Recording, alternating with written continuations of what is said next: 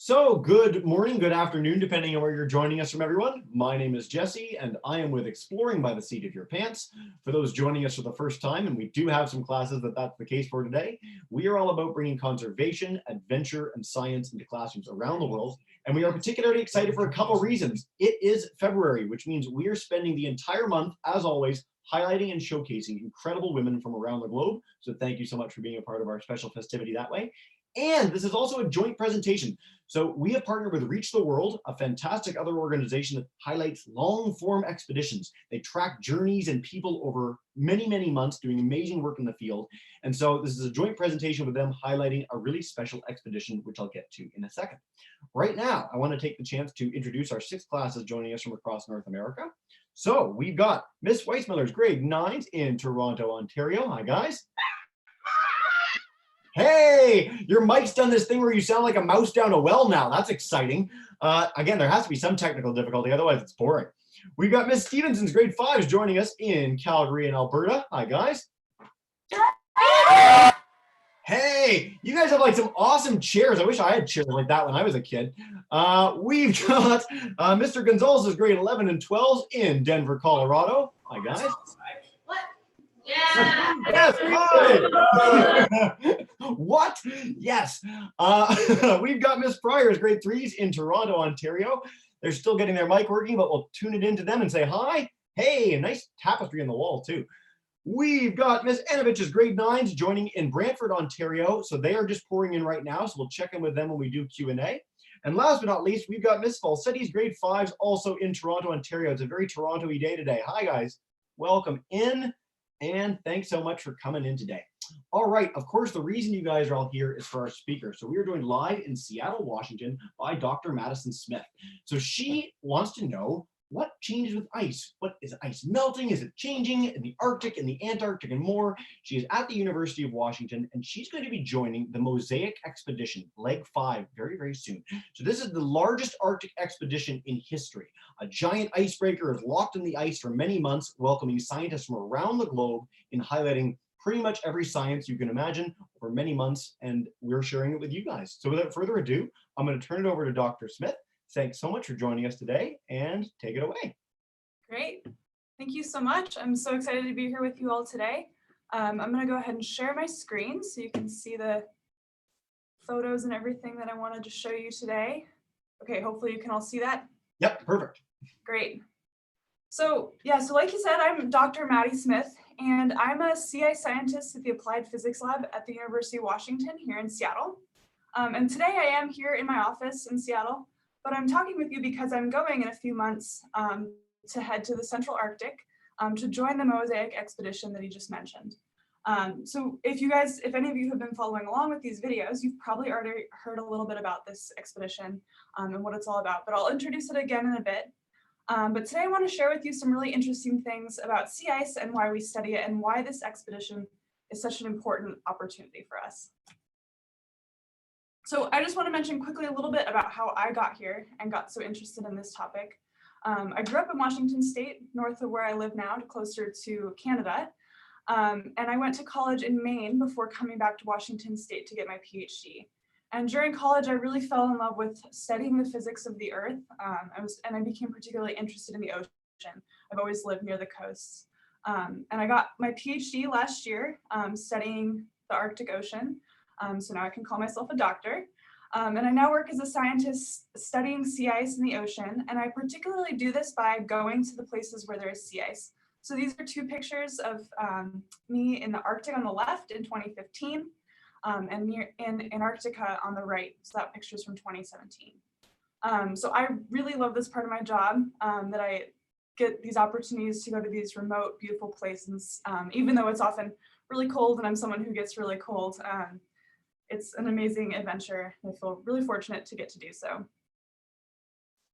So most of my work has been in the Arctic, and that last photo on the left was at this location that's on the blue star on this map of the Arctic.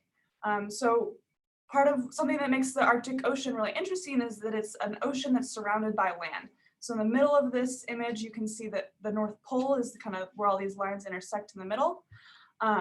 And then it's surrounded by land. So where I was in 2015 is near Alaska, And then you can see Canada over here, and then Greenland and Russia kind of all surrounding the basin.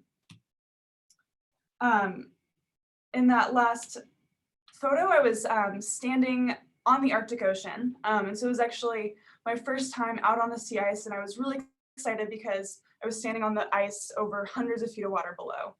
So it's a pretty cool place to get to be. The MOSAiC expedition is, of course, also in the Arctic, and it's drifting across what we refer to as the Central Arctic. So right now it's about where the star is on this map, so pretty close to the North Pole, and we'll be drifting out towards Greenland. So MOSAiC is the name for this expedition that I'm going to be taking part of next summer, which we've introduced a little bit. But what it is the full year-long expedition.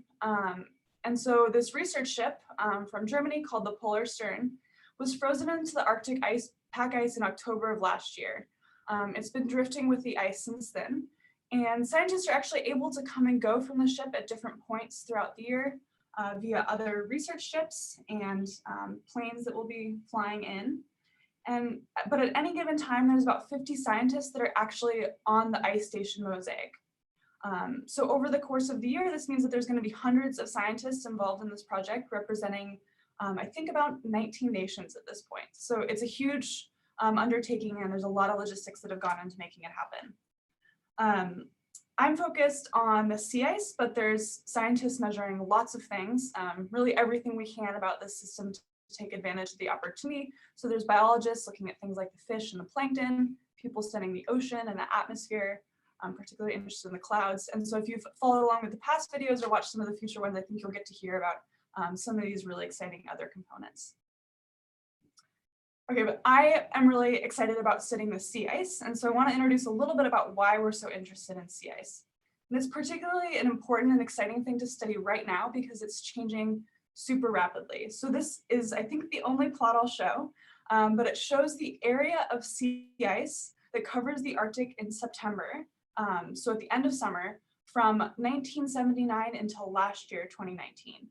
So hopefully you can see how much this line is going down in this plot. And so the Arctic sea ice coverage has been declining in a really striking way. So in these maps, we can see from near the beginning on the left, in 1980, the ice still mostly covered the Arctic Ocean, even at the end of the summer. But in the map on the right from 2012, you can see these big areas of open water. And so there's a lot less ice covering the ocean. And so the area of sea ice that was lost that used to cover the ocean in September is equivalent in area about half the size of the US. I'm not sure what proportion of Canada that would be, but it's a really large area that used to be covered in ice that's now open water. The fact that the sea ice is melting does really matter because sea ice plays a really important role in the climate. And this is largely because, or at least in part because of how white and reflective it is. It has what we call a high albedo, meaning that it doesn't absorb much heat. And one metaphor for this is that it's kind of similar to if you're walking outside barefoot on a really hot day, the concrete, the light concrete, like in the white on this picture, would feel a lot cooler on your feet than the black asphalt, which gets really hot and might burn your feet. So here the ice-covered ocean is like the concrete, and the asphalt is more like the ocean. So the ice appears really light. It has a higher albedo, and so it reflects a lot of the incoming light and stays cool, whereas the ice-free ocean has a low albedo and so absorbs a lot more of the heat and gets really hot. The role that sea ice plays, because this albedo effect is important not only in the Arctic, but actually around the globe. So the cold Arctic polar ice cap acts importantly like an air conditioning for the planet. So the sea ice helps to regulate the temperature by stabilizing strong winds around the North Pole. So that's kind of shown in this drawing on the left. But there's some recent research suggesting that decrease in ice might weaken this persistent wind. So for example, this change might make it colder on the east coast of the US and Canada, but warmer on the west coast where I am. And so what this means is that predicting future climate, both in the Arctic and around the globe, requires us to understand the changes in the Arctic Ocean, in particular in the sea ice. I want to just note that one of the outcomes we associate with ice melt is actually not a result of sea ice loss in particular. So this is a common misconception because we talk a lot about sea level rise from the loss of other ice on Earth, like glaciers and from near the South Pole on Antarctica. But we can think of the difference between these two a little bit using these metaphors of ice cubes. So land ice is a lot from glaciers or ice sheets are more like ice that's suspended above a glass of water because they don't sit in the ocean. So they're not currently contributing to the total water level. So you can kind of see that example of that on the left here. And so as they melt, the level in the glass will rise. Sea ice is more like the glass of water with the ice already in the glass. So as the ice melts, the total water level in the glass is unchanged. So fortunately, sea level rise is not an outcome of the Arctic sea ice loss. And this is a photo that was taken from a plane near Greenland in the Arctic. Oh, that didn't change. There we go. In this photo, you can see both land ice and sea ice. And so hopefully you can tell which one is which and think about why they're different. And from this photo, we can also start to think about why the land ice might impact the level of the ocean, but the sea ice doesn't. And also which these has a bigger impact on the albedo, which we just talked about, or the heat absorption of this system. So the melting of the sea ice that you can see in the bottom of the photo in here doesn't raise the sea level, but it does expose this really dark ocean that we can see some of here. So sea ice is forming in the ocean, which you've seen in that last photo, but it's also forming from the ocean. So part of what we want to know when we study it is how it formed. So we're interested in the history of the ice. And I just want to mention that there are a few of the really cool names for the types of ice that form. And so when ice initially forms, it's called frazzle, which you can see some of in this photo. And so it's basically this slushy ice. It's the little ice crystals that are in the water. You kind of think of like a snow cone that's starting to melt. If it's relatively calm, the ice begins to consolidate into this layer of ice near the surface, which we call grease ice, because it kind of resembles a grease or oil slick on the ocean. So in this image, you can see how smooth the surface of the ocean is, even though it's really pretty windy. It's not very windy, which is why it's so smooth. However, if it's not calm, if there's lots of winds and waves, so hopefully this video works. So this is a video in the Arctic where it was really wavy and ice forms into this really cool ice type. So I always invite people to guess what this is called, and I guess we won't make guesses on video, but just based on what it looks like, make some guesses in your head about what it might be called. And so I'll tell you now that the name of this ice is pancake ice. And that is because of the way it looks. It has these upturned edges because of the waves moving it around on the surface. And this is my favorite ice type because it forms in a really cool way, and also it has a fun name. So you can think about this ice next time you're eating your pancake breakfast. Okay, so what MOSAiC is studying is this type of ice that we call first year or second year ice. And so this is ice that has evolved past from these other ice types. And so it's been frozen for at least a year. And so it's generally somewhat thicker, and this makes it safe to stand on. So you can see the scientists on MOSAiC in this photo walking on the ice, carrying with them some of their instruments that they're going to use to measure it. So how do we study this ice then? So one of the ways is that we take samples of it. So we use these samples to measure and look at the ice. And so in particular with sea ice, we take what we call cores of the ice using really special drills. So you can see us taking a core from some ice in the Antarctic in this picture on the left. And then we take this core of the ice and cut it up into pieces, which we're doing in these last two photos. And we use these different pieces to measure and look at the different properties of the different parts so we can understand the history of the ice. So we're measuring properties like the temperature of the ice and how salty it is. And so these things work kind of like how tree rings work to tell us something about how the ice is formed and how it's changed over time and the conditions when it was forming. Since we also specifically want to understand how the ice is melting and how the heat or energy from the sun is changing, We use special tools to measure this property that I mentioned called the albedo. So this tool that's being held on the left is called a spectrophotometer, and that's a fancy word that basically means that it measures the amount of light. So when it's pointed up like it is in this photo, it's measuring the amount of light that's coming in from the sun. And then if it's flipped over and pointed downwards, it measures how much is coming up from the ice. So that tells us how much of the light that's coming in from the sun is being reflected by the ice. And so remember that that's important for how much of that heat ends up in the ice and in the ocean. So we can measure the light at all points.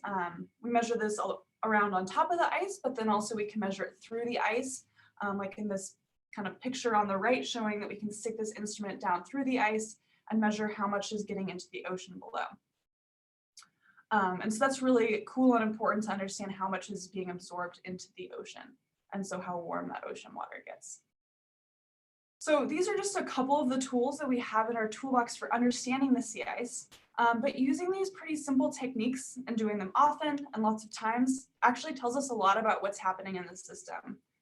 And because there's so much to learn about the ice in the Arctic, even these really simple measurements can make a really big impact.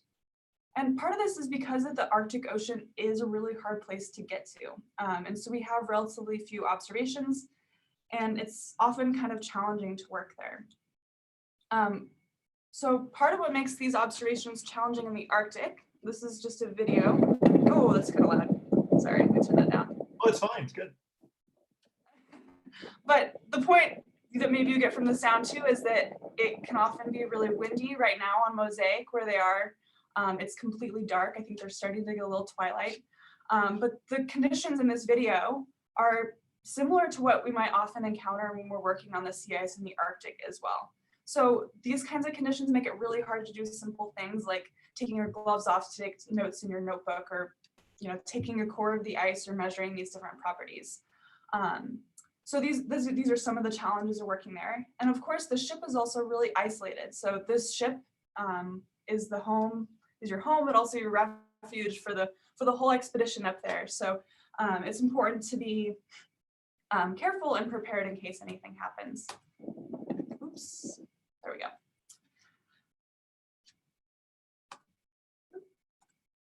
Okay. So to make sure we do stay warm and safe when working on the ice, we wear a lot of warm and specialized gear. So on this photo on the right, you can see some of the kinds of apparel that we wear when working out on the ice. So this suit is called a Mustang suit, and basically it's really warm and it has a lot of flotation, so that you're comfortable when you're working on the ice. And then something else that's fun is these boots, these white boots that are being worn in the photo on the right are called bunny boots. And they are insulated with a layer of air that helps your feet stay warm when you're standing on top of the cold ice.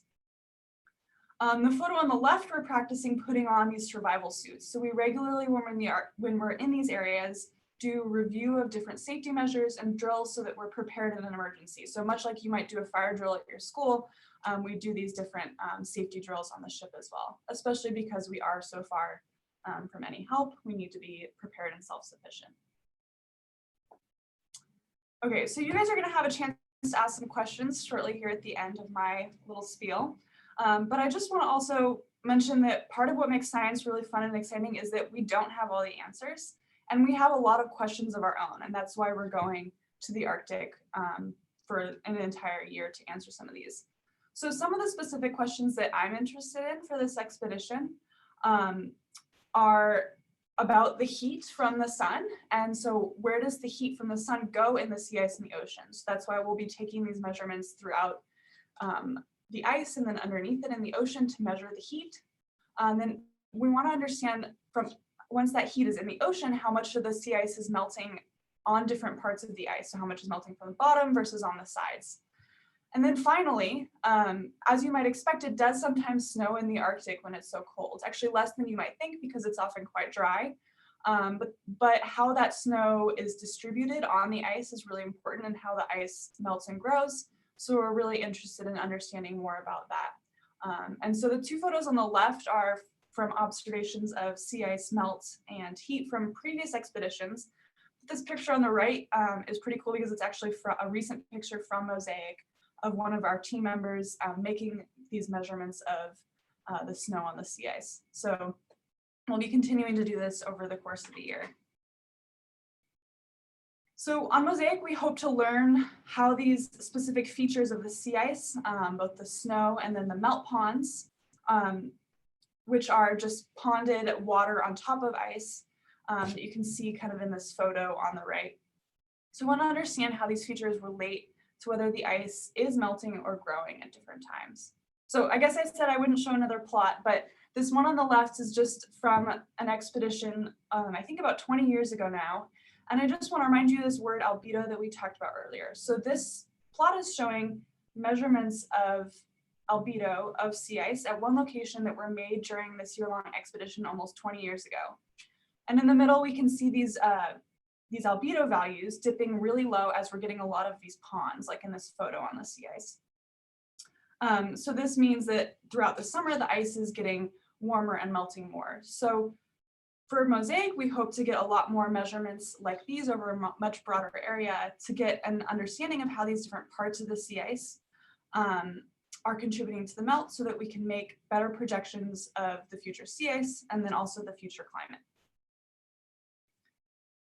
So I'm really looking forward to participating in MOSAiC on the Polar Stern, just shown in this photo here next summer, and getting the opportunity to understand more about what's really important about this also really beautiful part of the world. And so right now, I think I'm happy to and ready to take any questions and hear what you all would like to know about the sea ice and the expedition, and hopefully I can answer some of them. Well, Thanks. fantastic. Thank you so much, Dr. Smith, for that awesome presentation. And yeah, we'd love to take some questions. So in addition to our live classes, we've got some groups watching on YouTube Live. So if you guys want to type in your questions in the chat bar, please do, and we'll pass along as many as we can. Madison, if you want to come out of screen share so we can see you again, that would be great. But while you're doing that, I will take it to our first class, Ms. Weissmiller's class. If you guys want to kick us off and come on up, go for it. Okay, we do have a question. Adarsh, do you want me to ask? Can you hear me? Yeah, perfect, yeah. So the student was one, we have a few questions, but can we ask, how many can we ask? Just one or two? Let's start with one and we'll come back to you guys in a minute. So the one question one of our students had was why Arctic and not Antarctica? Why the Arctic? Oh, why the Arctic? There we go, thank you. Perfect. Yeah, that's a really good question. I wish I had some plots to show the difference. So the Antarctic and the Arctic are both obviously at the ends of the poles, but they are really different. So something that's really different about the Antarctic is that it is a landmass that's surrounded by ocean.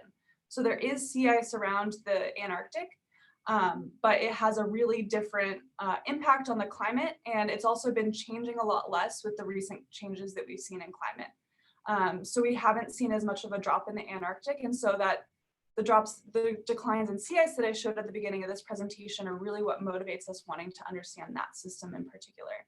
There is obviously a lot of important work to be done in Antarctica, but a lot of that is focused on the land ice more so than the sea ice, at least in this context. So that's a great question.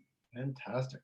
And I have to go to Mr. Gonzalez's class because we have like a late stage high school kid that actually came up to the camera, which is like amazing. So if you guys have a question, go for it, man. I'm wondering, like, what do you guys hope to find with this expedition, or like hope to accomplish with this expedition? Yeah. Great.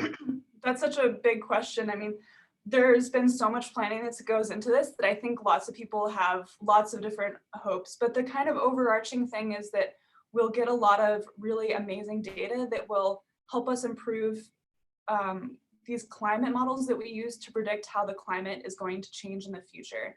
And so the sea ice is one component of that, but we also hope to understand everything in the ocean and the atmosphere so that we can continue to use this data to improve our understanding of climate and weather around the globe for many years. Yeah. Yeah, and I think lots of people have specific goals, so I'm really excited about measuring some things about melting and stuff like that. And there's lots of people looking at things like the ecosystems and how those are changing as well. So. Well, yeah, I mean, this is so exciting. And I love covering the MOSAiC expedition in general, because this is literally like it's the largest effort ever undertaken to do the sort of work that we're all interested in now. Like, I mean, Arctic sea ice and sea ice changes and climate change is the topic in classrooms. I mean, even in my generation, when I was in younger school, we were starting to talk about it. Now it's like it's the biggest topic in the world. So great question, guys. Don't be afraid to ask questions like that. That was fantastic. Miss Stevenson's class, if you guys want to come up, go for it. The kids were kind of wondering how you're going to get the ship out of the ice at the end of the expedition. Yeah. That's a good question. So I guess there's two things to that. So first of all, it is an icebreaker. So it is frozen into the ice right now, and they've kind of purposefully done that. But if they did need to leave for some reason, that ship should be able to break through that ice. So they have purposefully allowed themselves to get frozen and are just drifting. They've turned off the engines. But the other thing is that the way that they've set up the expedition is that they've frozen in an area where they expect to drift across the Arctic over the course of the year. So by the end of this full year in September to early October, they should be coming out near Greenland, which is an area where the ice begins to break up and melt. So they're also kind of relying on that to help them get out easily and quickly at the end of the year. But it is an icebreaker, so they could get out if they needed to. Although we covered an Antarctic expedition, also reached the world partner that had trouble getting through it. Like, I know Arctic and Antarctic are different, but even top of the line icebreakers do have trouble in Arctic ice sometimes, or ice fields. A quick follow-up question, because it hasn't actually been addressed in most of our MOSAiC talks, and that is, how do we get scientists to the ship? So when new people are coming on, how do you get them there? Yeah, that's a good question. So I think I very briefly mentioned that we use other ships and planes. And it does vary on with the different legs. So when I go next summer, because the ice will be a little bit thinner and easier to get through by that point, we will go on a different icebreaker, which is, icebreakers have different ratings, so they can get through different ice. So we'll go on a different icebreaker and then spend 2 months on the one frozen to the ice and then come back out on another icebreaker. So there's a lot of different ships involved from around the world. Some of the legs that are transferring right now, so some of the people that are just coming off from being there over the winter, are actually going to get flown out partway. So they built a runway on the ice, out of the sea ice, and so then they'll fly either to the ship partway back or all the way to Russia. So it's quite an undertaking to do all the logistics of these transfers, but they make it happen. Super cool. All right, I'm going to go to Miss Pryor's class. Now, they were having problems with their mic, so we're going to check in and see if we can hear them. And if not, they've typed in a couple questions that are fantastic. So Miss Pryor's group, let's see if we can hear you. Hi. Don't think we can. Bummer. Okay, but that's okay. I'm going to pass along the first question, and it's the coolest question. Today, their class is set up as a village from 1880, which is what, Tapestry, we got some cool pictures in the background of that. What was happening in the Arctic 140 years ago, Madison? That's a good question. Yeah. I mean, so 140 years ago is actually before we know much about the Arctic. A lot of our observations of it kind of begin when there began to be satellites. So that's, really only in the last 50 years. So, but 150 years ago, we expect that the ice covered so much more of the Arctic, it would have been really hard to get a ship in there. And I actually don't know exactly what the timeline is, or when the years of them, but part of what the planning of this cruise was based on some of these historical expeditions. So the Fram was a historical expedition that froze in the ship in the Arctic, similar to what we're doing for MOSAiC. So they froze in near Russia and drifted across near the North Pole. And so that was kind of one of these like pioneering drift stations to understand the Arctic, and they did a lot of science and learned a lot of things about the Arctic that still inform our understanding today. So I don't think that was exactly 140 years ago, but there's been some historical kind of work similar. Yeah, fantastic. I'm so glad the Fram got brought up. You're the first person to mention that in any of these talks, and it was about that long, 1890s through 1910s. So if you guys want to look up, I mean, the 1880s aren't that long ago in the scheme of things in world history, and we were doing epic Arctic exploration then. We were looking for the Northwest Passage, and so great question, guys. All right, let's go to Ms. Anovich's class. If you guys have a question, come on up. Hey. Yeah. Do this. Just talk into the camera. Talk to the camera. Yeah, like talk to the laptop. Okay. Yeah. Ready? No. Yeah, whenever you're ready, man. Oh, cool. Me. Okay, so my question is, how many people did you have on the ship? Yeah.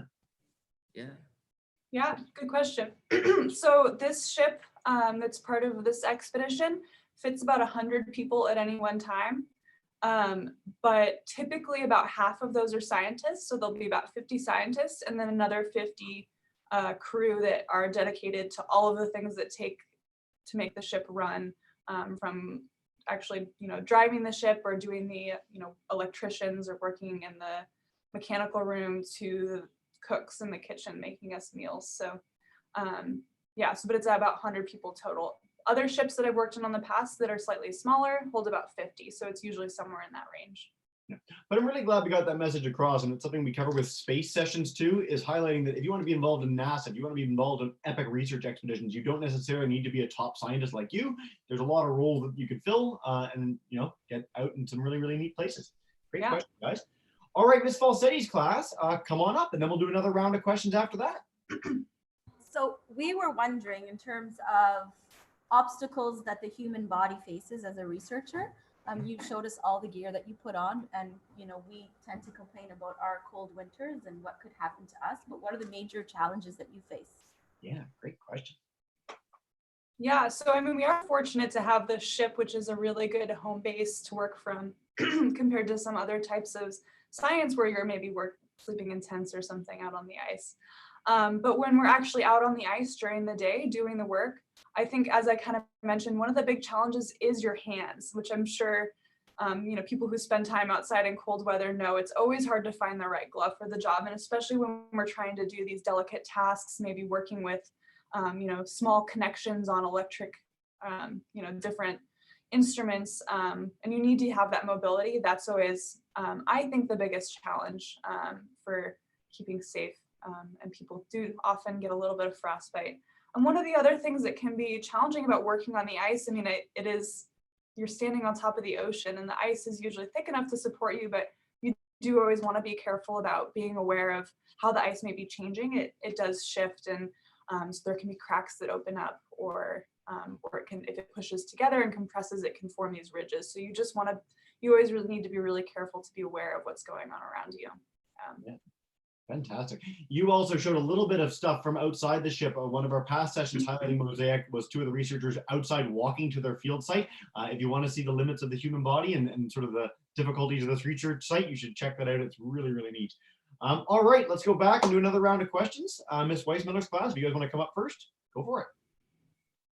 How long did it take to make the ship? To make the ship? Yeah, like the build. Hey, yeah. Ooh, that's a good question. I actually don't specifically have the answer, but the ship that's frozen in there is actually fairly old. I think it was built in the 80s. So it's been around for a while. Of course, they retrofit it and update it, but these ships typically take a really long time to build. So the one that I've worked on previously that's based in Alaska, it's called the Sikuliak. So it's an American vessel. I think that took maybe 2 years to get in the water. It's quite a long process, and they want to make sure they get it right. And then even after it's complete, they have to do a lot of fine tuning to make sure it's going to be comfortable and workable for these really specific conditions that we encounter in the Arctic. Yeah, very cool. I can also pass along details of the Polar Stern, how it was created after the fact. It actually has quite the large Wikipedia page, which is kind of neat. Cool. Yeah. Fantastic. Let's head back to Mr. Gonzalez's class. Come on up, guys. Hello. My question was, how are your eyes affected when you're in darkness for so long when the sun finally comes back up? Yeah. Yeah. So, there are, of course, lights on the ship. So I feel like it's not your eyes as much as your mood. I don't know if you've ever been somewhere where it stays really dark over the winter. Here in Seattle, the sun still comes up, but there's days where you don't see it, and it does really start to affect your mood. So definitely one of the biggest challenges with the lack of daylight in the winter is just the impact on your physical or your mental health a little bit. So people take a lot of different approaches to dealing with that, and they often have kind of lights that try and kind of recreate some of the what a sun might feel like.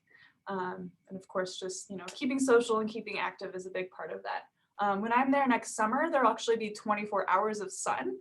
So a bigger challenge for us is knowing how to turn that off at the end of the day. So the ship really makes a big effort to make night, so everyone will close all the blinds and really try and shut down at night, because it can be really easy to not go to sleep when it stays light for 24 hours. Yeah. Before we go to another class, Mr. Gonzalez's class, to the student beside you, like there's two of you sitting there together. Did you have a question too? No.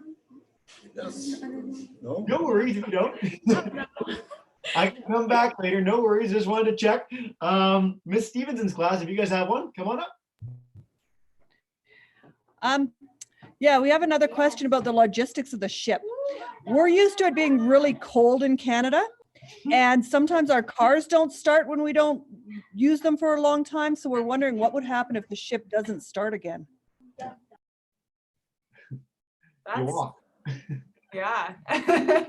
That's something that you really hope to not encounter, but they do. I mean, the ship has a lot of engines on it, so they usually keep at least one small one running just for the operation of the ship. So there's a lot of people that their job is dedicated to keeping the ship running smoothly, and so we have lots of engineers and also lots of extra backup things to be able to fix it there if something were to go wrong. So we really hope that doesn't happen. But yeah, I think part of it is just keeping the ship warm and moving, not letting it sit, even though we're drifting with the ice. Yeah, fantastic.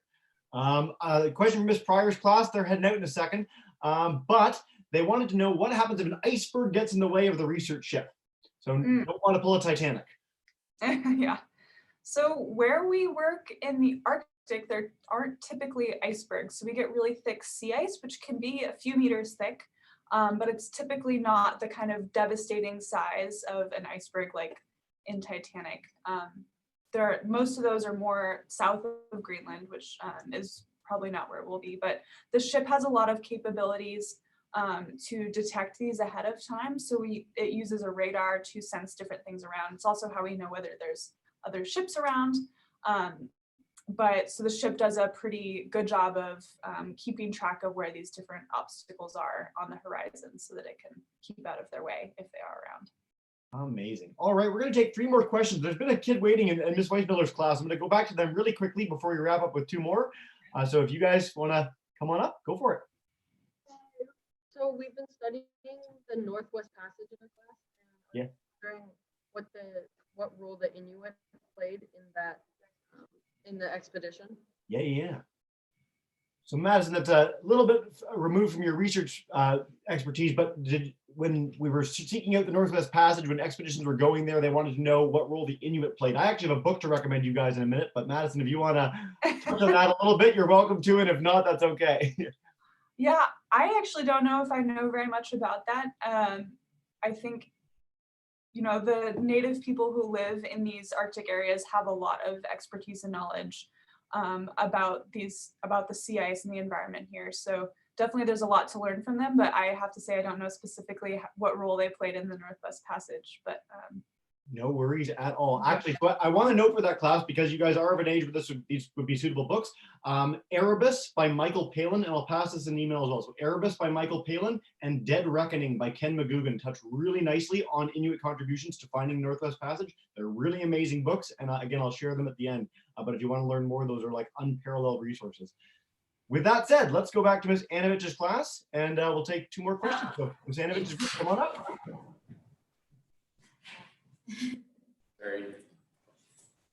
How would you explain this trip to someone who doesn't believe in climate change? Good question.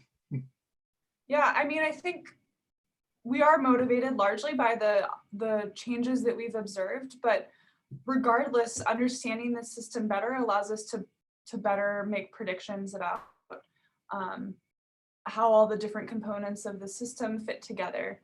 And so part of what we see here can help us better understand how the changes that we're observing are separate from the kind of internal, what we call internal variability, where we do expect some things to just change naturally. So having more observations helps us better understand the changes that are both happening as a result of internal variability as a result of climate change.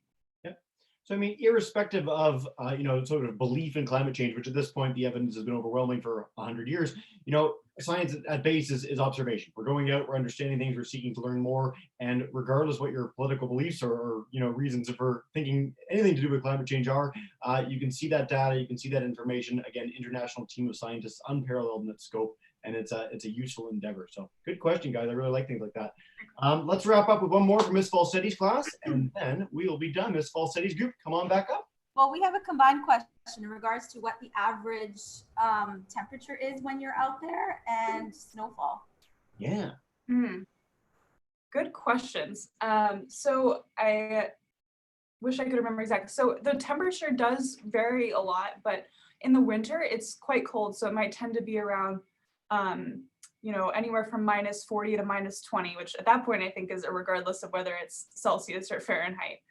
So in the winter it can be quite cold, and especially with strong winds, the wind chill can make it feel very cold. In the summer, so it's obviously the ice is melting, and so the air temperature is often kind of more around freezing or slightly below. So there's a wide seasonal range, but it can also vary a lot day to day. The snowfall, I think I mentioned kind of briefly in my presentation, is that the Arctic is actually a desert, which seems a little bit counterintuitive, but so they get a lot less snowfall than you might expect. So I think in the areas that will be in, you might see snowfall of around 20 or 30 centimeters, which is maybe about a foot, I think, over the course of a year, but it's really not a lot. I mean, that's how much you might get in one storm, kind of in somewhere in the US or Canada. So it's generally quite dry, but very cold. Fantastic. Madison, before we wrap up, what I always like to ask speakers is if there's anywhere that we can send kids to learn more about you and your work and MOSAiC. So, I mean, we have websites and we have the Reach the World site, but for you specifically, is there anywhere we can guide kids to get more excited about the Arctic and get involved and engaged? Yeah, so where I work at the Polar Science Center does have a website which has some different things about the work that we're doing and some links on it. And also, I don't know if, depending on the age range, Twitter may or may not be appropriate, but our group that we're working, our group of scientists working to study sea ice has a Twitter where we're documenting kind of our participation in the expedition, and so some kind of fun observations, and especially from the people that are out on the ice. So we have some researchers that are already out there that are sharing their insights. So that could be a fun place to follow along as well. Outstanding. So we'll pass along all those things to the classes when we're done.